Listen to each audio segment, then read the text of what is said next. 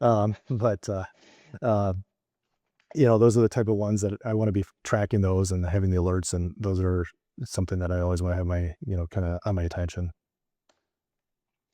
Do I keep a database of past research? And yeah, I used to use OneNote as I was going through, charts. I'm a visual person, so I like to keep the annotations.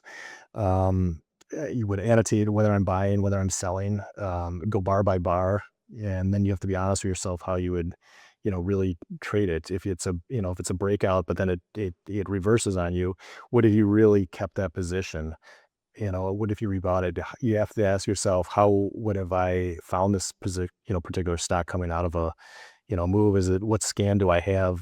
And what part of my process would have let me caught this stock? So I think that's kind of the best way you can get, you know, I guess trading experience under your book, without going through real money. If it just kind of, trading these stocks mentally as you're doing your homework and studying these great moves.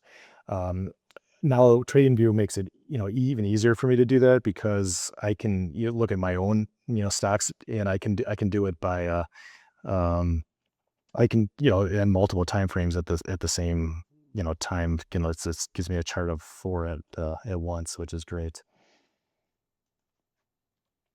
Have I found flow? And this is a fun topic because at points this year, I think I have at points, but it's fragile. Just you can feel like you're executing, very well in the market, but then you make one mistake, or you just, and it can get you a little bit off tilter, or kilter a little bit. So finding it, it's not like if you're in flow, you keep it for the year and handle that. It's, there are certainly moments where I feel like I've read the market really well. There's certain moments where I feel like I'm not reading the market, particularly well.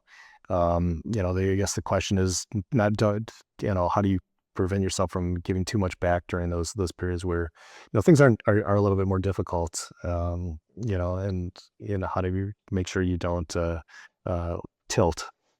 You put out a good tweet. I don't know what exactly you said about it, but and it was a little bit ago, but you were like, sometimes as a trader, you feel like a market wizard, and then sometimes you have imposter syndrome. And that's Uh, such a great, that puts it all together. When we're trading well and the setups are working, all that, we can feel on top of the world. But then when we're a correction, buys aren't following through, it can feel completely the opposite. So I think this goes along well with this question.